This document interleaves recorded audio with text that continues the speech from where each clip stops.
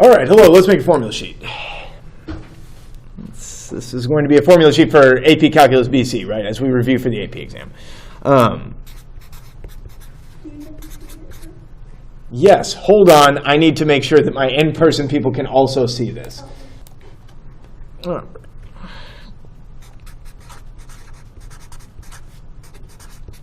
And before I get too deep into it, I do want to just point out that I am going to mainly be focusing on things right now that are things that we have to commit to memory, and not so much things that we probably have just kind of had ingrained into us by this point in the course.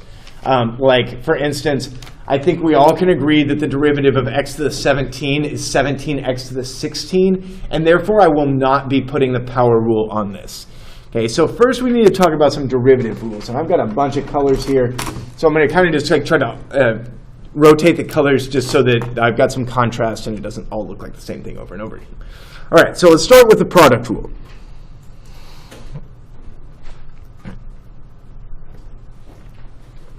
Okay. Product rule is going to be the derivative of f times g is equal to take the derivative of the one, leave the other the same, then add in, leaving the one the same and taking the derivative of the other. Quotient rule. Now, you know me, I am going to talk about this in terms of top and bottom, not f and g, because as soon as you memorize that derivative, the derivative of f divided by g, what they're going to do is they're going to ask you about the derivative of g divided by f, and you're going to be confused, right? We don't want that. So we want the derivative of top divided by bottom. And we know that that's bottom times the derivative of the top minus the top times the derivative of the bottom divided by the bottom squared. All right. Now, chain rule. This is one that it's going to kind of be, you're going to have to kind of know yourself. Are you the type of person that, I don't know, maybe you took AB last year and you just don't make chain rule errors anymore? Or is chain rule still something like, man, I just forget, I just work too fast? If it's a big deal, just remind yourself. And rather than using prime notation, I'm going to say that the derivative with respect to x of f of g of x this is where we take the derivative of the outside and leave the inside the same and then multiply by the derivative of the inside. Y'all remember how much of a tough time we had with chain rule at the beginning of this year, or maybe the beginning of last year for some of y'all? I remember, trust me. And look at us now. We've come a long way. But we need to remember to not change the inside, leave the inside the same. Okay? One that you may have forgotten about is the inverse function derivatives. Not inverse trig necessarily, like inverse function. They give you, it's usually a table, and they'll be like, hey, what's the derivative of f, or what's the slope of the line tangent to the graph of y equals f inverse of x, and this or that. Okay, so the formula is f inverse prime is equal to 1 over f prime of f inverse. And it's important to note that f inverse is an x value, right? And this is like f prime of this x value. F inverse, it takes in a y value and pulls back to x. Okay? Then there are going to be our trig derivatives. Okay? Again, I think you know what the derivatives of sine and cosine are. So I'm going to focus on the ones that I don't think you remember, and that would start with tangent. Okay, the derivative of tangent is secant squared. Just tell you. And the derivative of secant is secant tangent.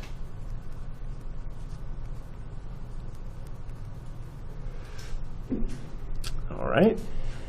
Then I'm going to talk about the cofunctions for those. And much like sine and cosine, if we want to take the derivative of the cofunction, we're going to make the original one negative, and we're going to make it its cofunction. So it's going to become negative, and it's going to become its cofunction, negative cosecant squared x. And then the derivative of cosecant x is the negative of cosecant x and cotangent x. And in an absolute emergency where you have lots of time but you can't remember what these are, we can always figure out what these are by turning them into sine and cosine and using the quotient rule. Okay, that's an option you have.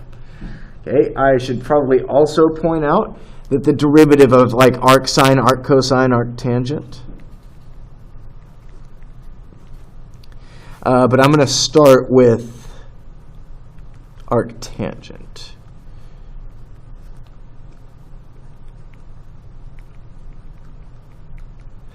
Okay, the derivative of arc tangent, I just realized I was covering that up, is 1 over 1 plus x squared. It's like the easier one. The derivative of arc sine is 1 over the square root of 1 minus x squared. The derivative of arc cosine is the same as the derivative of arc sine, it's just negative. And there is more to that, but just not. It's in an inverse trig class, right? It's calculus class, so I'm going to just leave that there. That's all I've got for you on derivatives, just on like the old-fashioned derivative rules.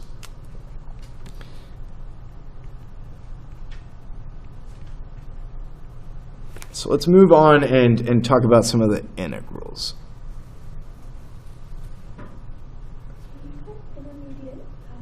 I was going to group all of those, all of those theorems together, probably after the parametric and polar.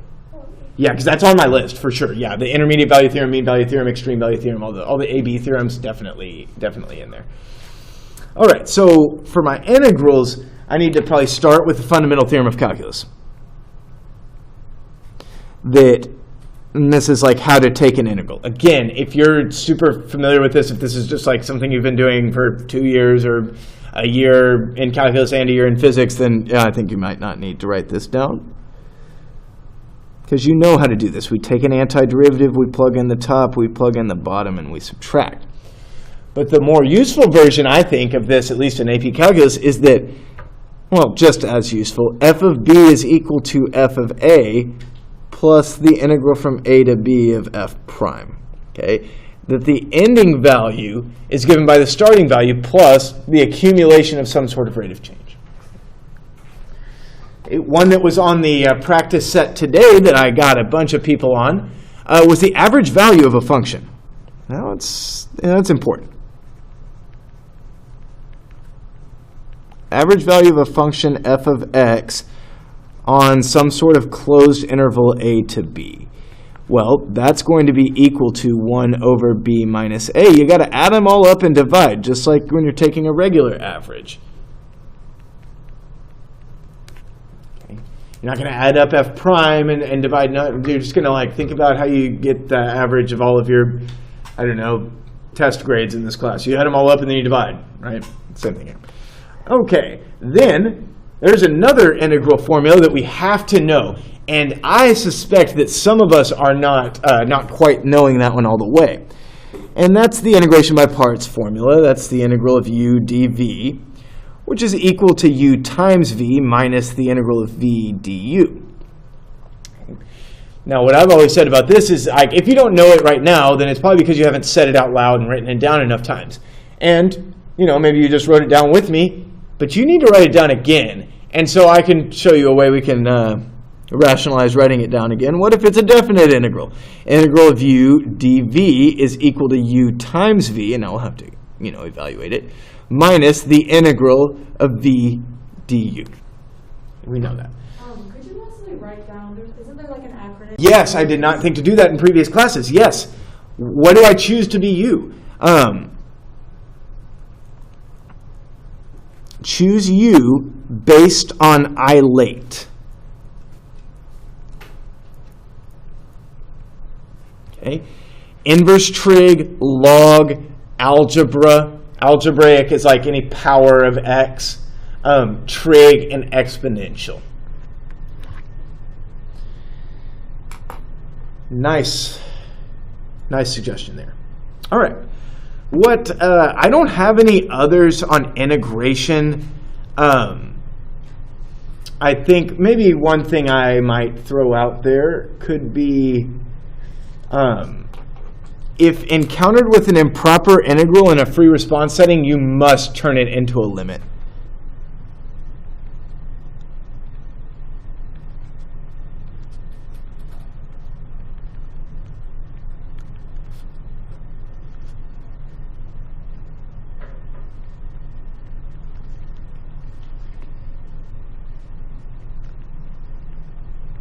And that's if one or both of our bounds of integration is infinity, or there's a vertical asymptote in the midst of your region of integration.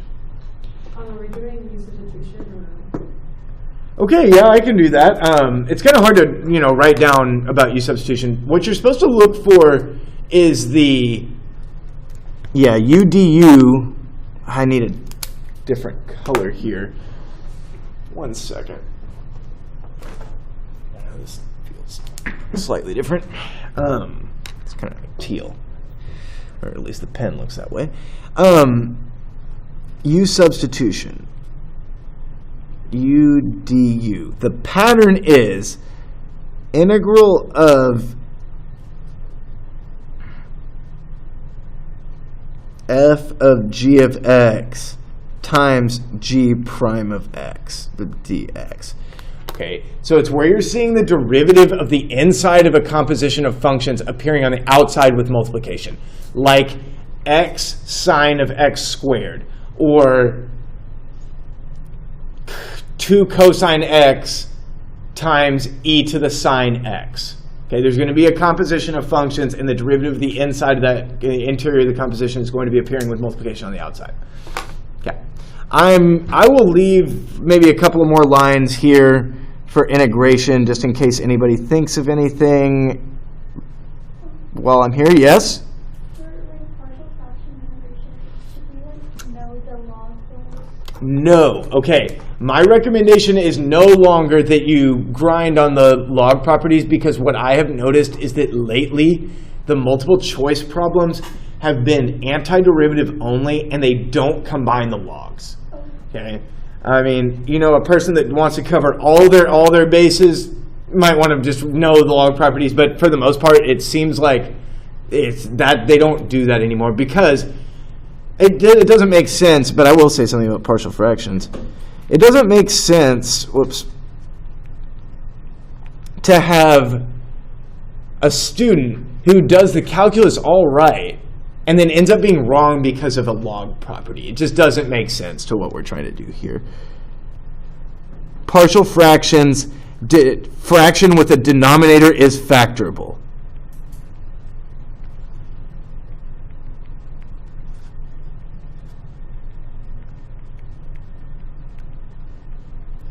And remember, we are responsible for linear, non-repeating factors only, which really makes this pretty friendly to us. Okay, let's move on to polar and parametric. So this was integration, integrals.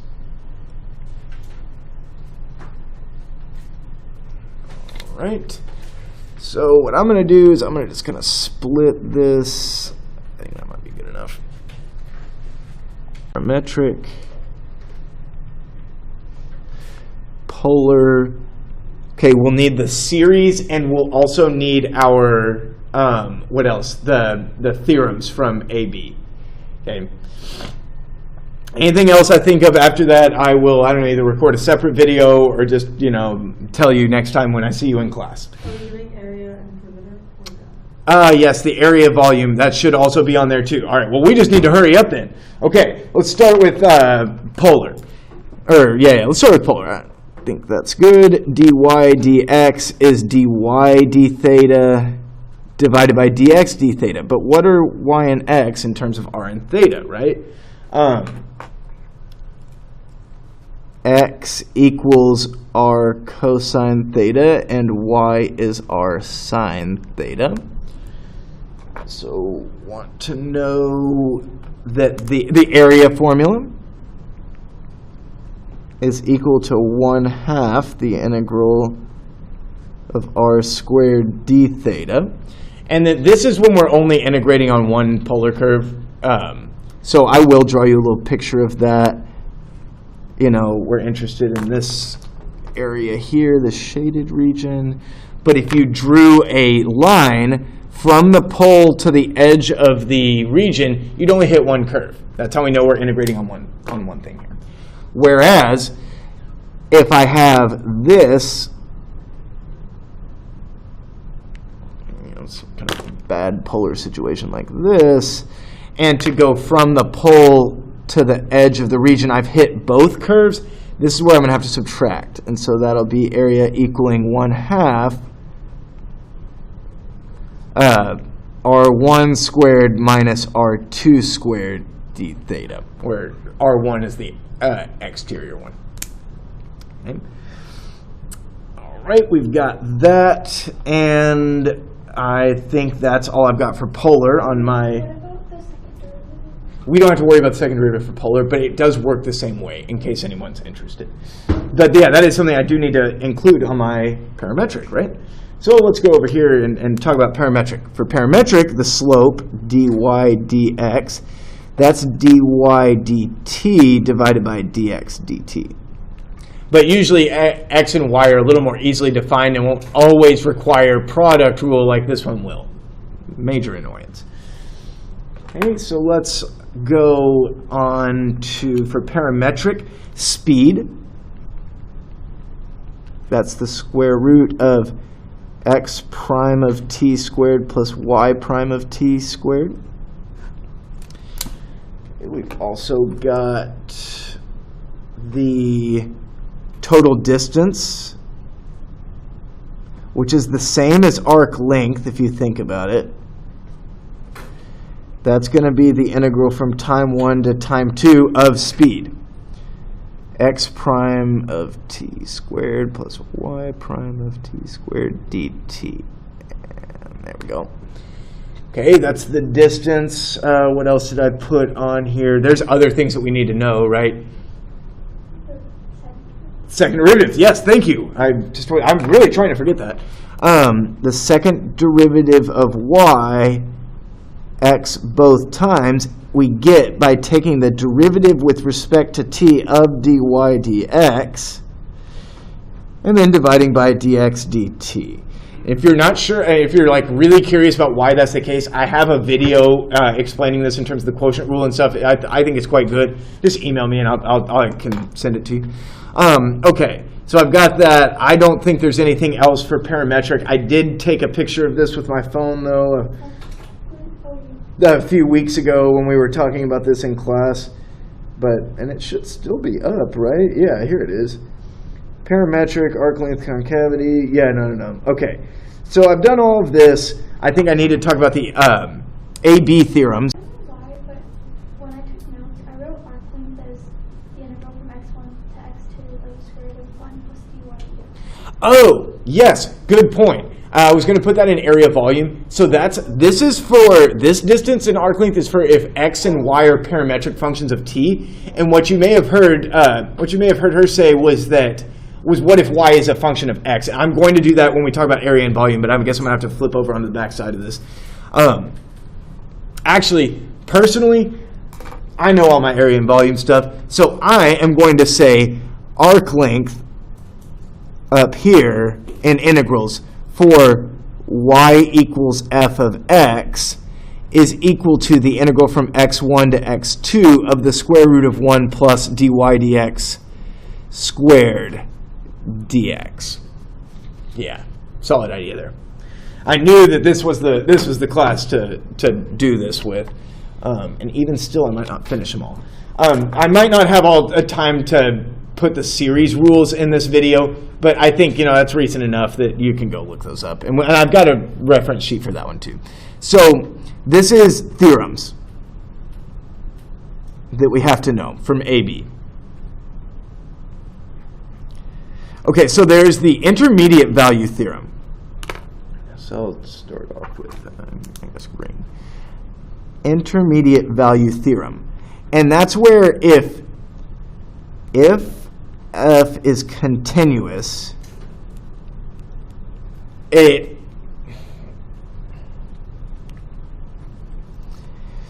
just say, just a specific version of this. If f is continuous, with f of a negative and f of b positive, then there's a 0 of f between a and b.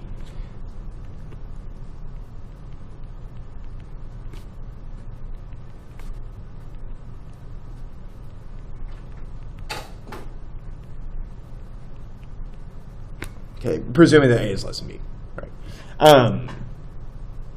Okay, it's basically, before I lived in Lakeway, if I wanted to drive here, I lived in North Austin, I had to drive across the river. There was just no way, right? That wasn't going to happen. I had to cross a body of water to get here. Okay, that's the intermediate value theorem. The mean value theorem is if f is differentiable,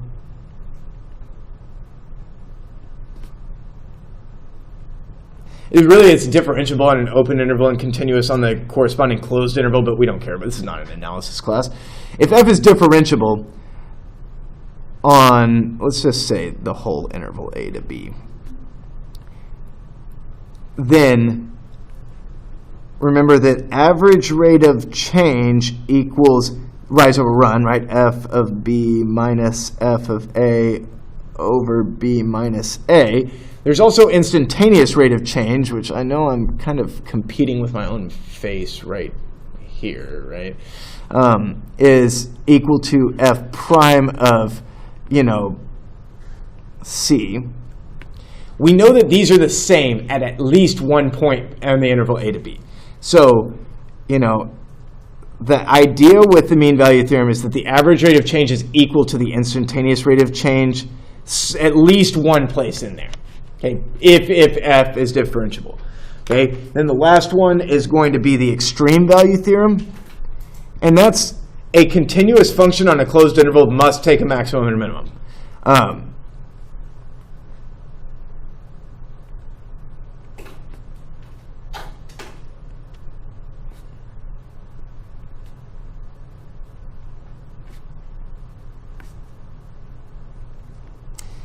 And that's what we kind of use to base our discussion of absolute extrema off of. That's why we check the endpoints and the critical points. Must take a minimum and a minimum.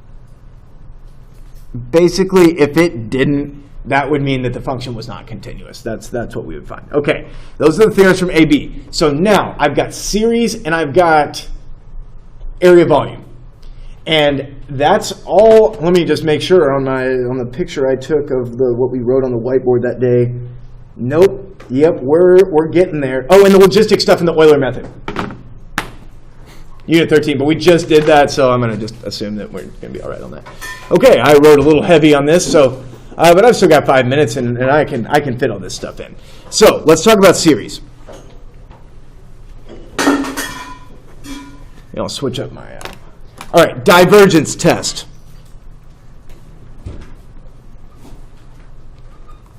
And, okay, I'm going to be just right now talking about the sum, an infinite sum of terms that I'm going to call an. Divergence test is that if the limit of an is not 0, diverges. Okay, that's a guarantee. There's also geometric. And so that is an is equal to some number times r to the n. If the absolute value of r is less than 1, converges. And if it's bigger than 1 or equal to 1, it diverges. But if it converges, then the sum is equal to first term times 1 over 1 minus r. Okay, that's good to know. What else can I tell you? Geometric p-series. That if an is 1 over n to the p, converges if and only if p is greater than 1. And we can use the limit comparison test to kind of expand this to polynomials of that ilk, of that power, right? I'm not going to go too much into it. The ratio test I'll talk about. The limit of an plus 1 over an's absolute value. If it is less than 1, converges absolutely. If it's greater than 1, it diverges. And if it equals 1, it's inconclusive, and we have to use a different test. There's the whole deal about the alternating series. But I think what I want to say about that is for an alternating series, the error bound equals the absolute value of the next term, right? This error is always kind of implicit in after we've tried to approximate the value of the series using a partial sum, it's the absolute value of the first neglected term. For a Lagrange error bound,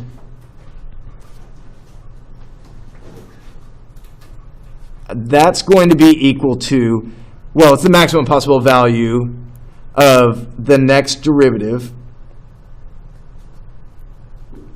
divide by n plus 1 factorial times, whoops, you can't see that, the approximation point minus the centering point, whoops, that wasn't supposed to be there, to the n plus first power. Okay. There's limit comparison and direct comparison. And what I'll tell you is, like, direct comparison is if you know you have a convergent series and my terms are smaller than the terms of your convergent series, my series is converging. And the opposite could also hold. If I have a divergent series and you have a series whose terms are definitely bigger than my divergent series, your series diverges with certainty. Limit comparison test is if the limit of the ratio of two series is positive and finite, then they'll have the same behavior. But you can't say that if the limit is not positive or not finite, then you'll have opposite behavior, unfortunately.